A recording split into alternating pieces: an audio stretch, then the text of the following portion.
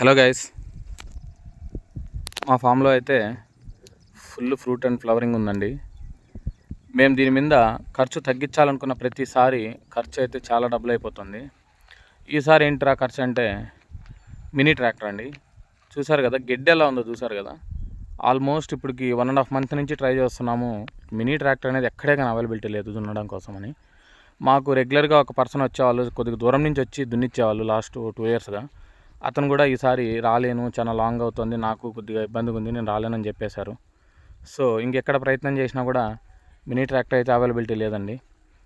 ఇటు సైడ్ మా ఏరియాస్లో మినీ ట్రాక్టర్ ఎక్కడ లేకపోవడం వల్ల దానికి ఫుల్ డిమాండ్ ఉంది, కానీ ఎక్కడ ఎవరు తీసుకోవట్లేదు.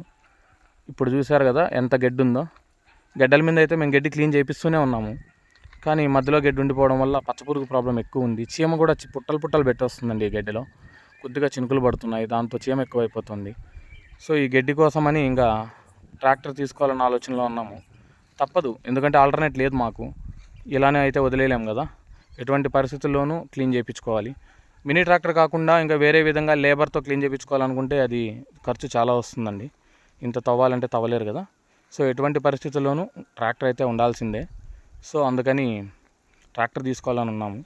యాక్చువల్గా అయితే మేము పోల్కి మధ్య 10 feet పెట్టామండి. అప్పుడు మేబీ ఇంకో 2 feet పెట్టుంటే బాగుందేమో, పెద్ద ట్రాక్టర్ కూడా వెళ్ళేదానికి వెసులుబాటు ఉంది. ఇప్పుడు ఏంటంటే స్టెమ్స్ అటు ఇటు వాలిపోవడం వల్ల, ఫ్లవరింగ్ ఫ్రూట్ ఉండడం వల్ల పెద్ద ట్రాక్టర్ అయితే వెళ్ళదండి. ఒకవేళ పంపించామంటే కనుక మొత్తం స్టెమ్స్ కాయ డ్యామేజ్ అయ్యే ప్రాబ్లం ఉంది. సో తప్పకుండా చిన్న ట్రాక్టర్ అయితే తీసుకోవాలనుకుంటున్నాను.